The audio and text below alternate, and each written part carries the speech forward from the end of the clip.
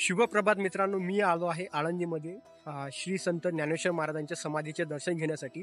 श्री संत ज्ञानेश्वर महाराजांचे समाधी स्थान असलेले आळंदी हे गाव पुण्यापासून अवघ्या 19 किलोमीटर अंतरावर आहे। श्री संत ज्ञानेश्वर यांनी त्यांच्या बालपणीच ज्ञानेश्वरी या महान काव्याची रचना केली। श्री संत ज्ञानेश्वर हे वारकरी संप्रदायातील एक महान संत होऊन गेलेत। त्यांनी अवघ्या 21व्या वर्षी आळंदी येथे समाधी घेतली। आळंदी येथे त्यांच्या समाधीस्थळ 1570 मध्ये मंदिर बांधण्यात आले। मंदिराच्या साईडला रांगेमध्ये अशी दुकाने लागलेली आहेत जिथे तुम्ही हार, फूल, प्रसाद, त्याचप्रमाणे कुंकू, हळद, अष्टगंध, चंदन आणि धार्मिक ग्रंथे आणि पुस्तके विकत घेऊ शकता।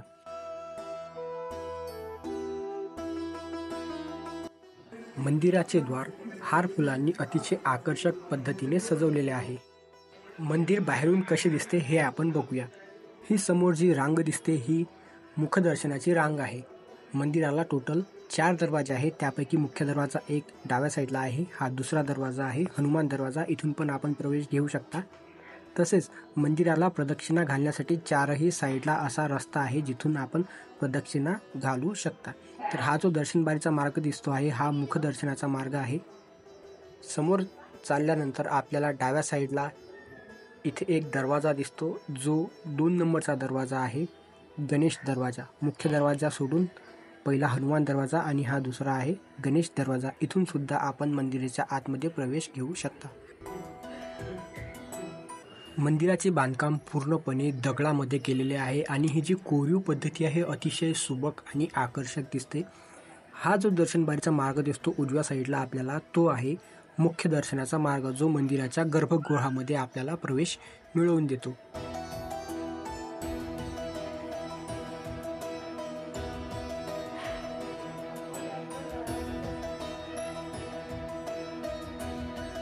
तसेच आळंदीच्या ज्ञानेश्वर महाराजांच्या समाधी मंदिरामध्ये जेवणाचा प्रसाद सुद्धा भेटतो।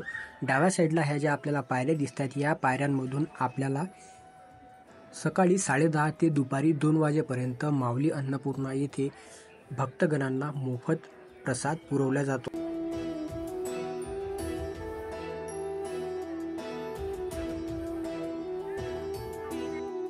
हा आहे मंदिराचा तिसरा दरवाजा म्हणजेच पान दरवाजा, जो की इंद्रायणी नदीपासून पहिला दरवाजा पडतो।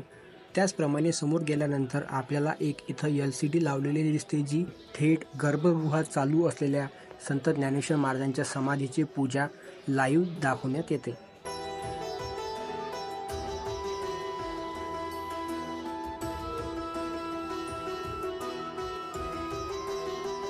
मंदिराच्या आतमध्ये अस्तित्वात असलेले हे झाड पिंपळाचे आहे।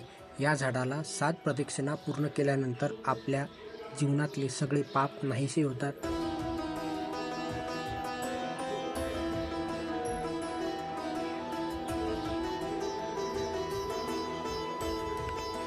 आणि जस्ट आताच मी दर्शन घेतलं आणि मी सध्या आता इंद्रायणी नदीच्या काठी उभा आहे।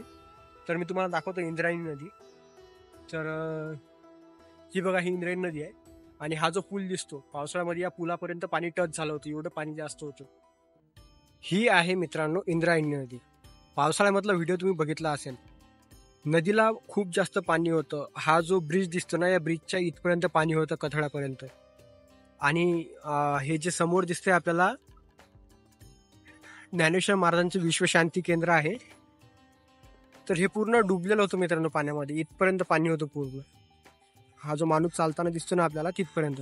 आणि हा अलीकडचा जो पूल आहे याचा व्हिडिओ तर तुम्ही बघितलाच असेल। या पुलाच्या खालोखाल पाणी होतं आणि त्या पुलाच्या शेजारी जो लहानसा छोटासा पूल दिसतो, हा छोटासा पूल, या पुलाच्या खाली कंटेनर बुडालं होतं। अख्खं कंटेनर मित्रांनो, तुम्ही हाईट बघू शकता, जवळपास 30 फूट याची हाईट येईल नदीच्या पात्रापासून तर या पुलाची। तर जवळपास 30 फूट या पुलाची हाईट आहे। आणि हा जो छोटा पूल दिसतोय ना, हा या छोटा पुलामध्ये तो कंटेनर जो आहे तो उभा बुडाला होता आणि अडकला होता तिथं। तर एवढं जास्त पाणी इंद्रायणी नदीला पावसाळ्यामध्ये आलं होतं। आणि आता बघा किती गर्दी आहे इथं आणि खूप सारे लोक जे आहेत सकाळी सकाळी ज्ञानेश्वर महाराजांच्या समाधीचे दर्शन घेण्यासाठी येतात। हा दिसतोय आता, हा नवीन पूल आहे मित्रांनो हा वाला, आणि हा जुना पूल आहे. तो एवढ्या पाण्यामुळे एवढं कचरा आणि काडी वाहून आलं होतं आणि सगळं ह्या पुलाला अडकलेलं आहे. त्यामुळे ह्या पुलाचा वापर कोणीच करत नाही. आता जो नवीन पूल बांधला आहे मित्रांनो, दाखवतो मी तुम्हाला. तर हा अलीकडच्या साईडला जो नवीन पूल आहे, या नवीन पुलाचा वापर आता केला जातोय. आणि ह्या पुलावरती कचरा बघा,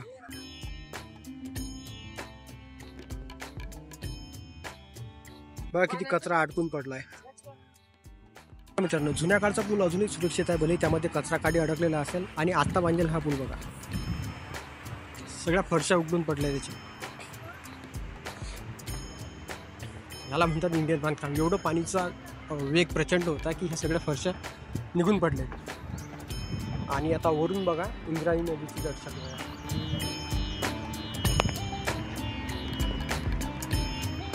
अथांग पाणी आहे मित्रांनो. आता सध्या तरी कमी आहे, पावसाळ्यामध्ये पूर्ण भरलेलं होतं. खालचा जो कठडा दिसतो इथपर्यंत पाणी होतं.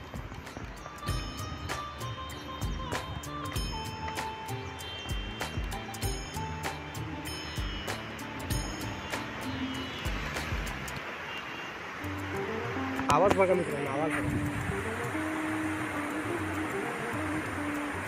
पाणी बघा किती बेगाने वाहत आहे. चुकून जर ह्याच्यामध्ये कोणी पडला ना, सरळ वाहून जाईल.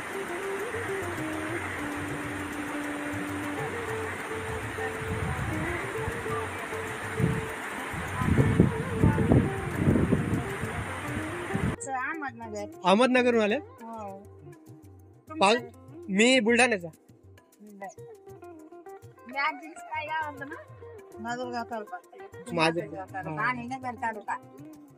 खूप दुरून आले दर्शन लावून. इथंच असता का? दररोज येता? बापरे, सकाळी सकाळी आरती किती वाजता? 7 वाजता. हा, आरती आपली संध्याकाळी 8ची आरती होती, पुन्हा 11ची होती. सकाळी किती वाजता असते? सकाळी 4-5ला. 5ला 5:30ला मंदिर 6ला मंदिर उघडतो. 5:30ला आला का आरती दर्शन सारं सगळं होते. समजा सकाळी गर्दी कमी असते आणि दर्शन पण 12ला होते. बघायला लई छान सकाळी पावसाळ्यात लय पाणी होतं म्हणतात इकडे. पावसाळ्यात हे पूर्ण म्हणजे या पुलाच्या खाली पाणी होतं. मग पुलावून होतं काय गेले तो. हा, पुलावून आले.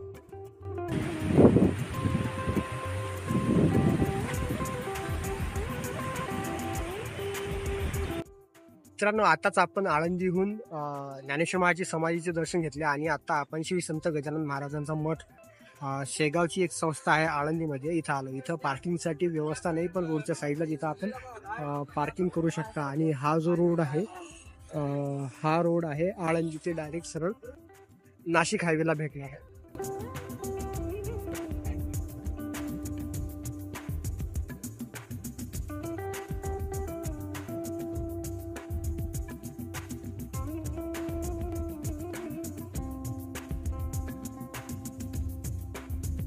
इकडं श्री संत सोपानदेव प्रवचन हॉल आहे आणि इकडे पण पार्किंग आहे भक्त निवासांची.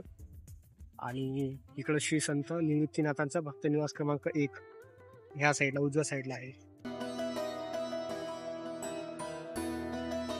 मित्रांनो, श्री संत गजानन महाराजांचे संस्थान शेगाव येथे आहे आणि तेथील भारतभरामधली कुठलीही शाखा असो ती प्रसिद्ध आहे तेथील स्वच्छता आणि शांततेसाठी. अख्ख्या महाराष्ट्रभरमध्ये कुठल्याही मंदिरात जा, पण तुम्हाला एवढी स्वच्छता आणि शांतता फक्त आणि फक्त श्री संत गजानन महाराजांच्या शाखेमध्येच मिळेल. मंदिराच्या डाव्या साईडला इथं चप्पल ठेवण्यासाठी जागा केलेली आहे. इथं चप्पल वगैरे काढू शकता. आणि इथून मंदिराचा व्ह्यू बघा किती भारी दिसतोय, अतिशय आकर्षक आणि मनमोहक. मंदिराच्या पायऱ्यावरती एक छोटंसं मांजरीचं पिल्लू होतं, जे मंदिरातली थंडाव्याचा गारव्याचा आनंद घेत होतं आणि तिथं निवांत असं झोपलं होतं आणि मस्ती करत होतं. तर त्याचा व्हिडिओ घेतला आहे आणि छोटीशी क्लिप आहे, ती क्लिप या व्हिडिओमध्ये मी ॲड केली आहे. तर तुम्हाला ही कशी वाटली नक्की कमेंट करून मला सांगा.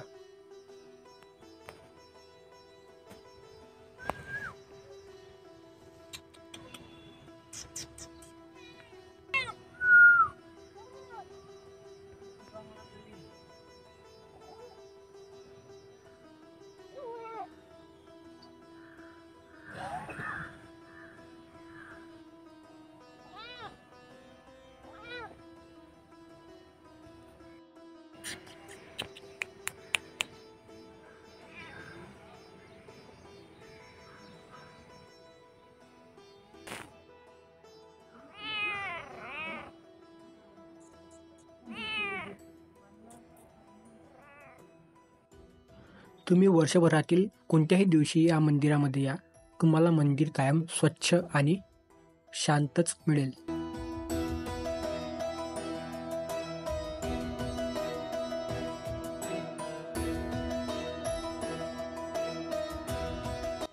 मंदिराचे काही सिनेमॅटिक व्हिडिओ मी घेतलेत, त्यापैकी हा एक व्हिडिओ बघा.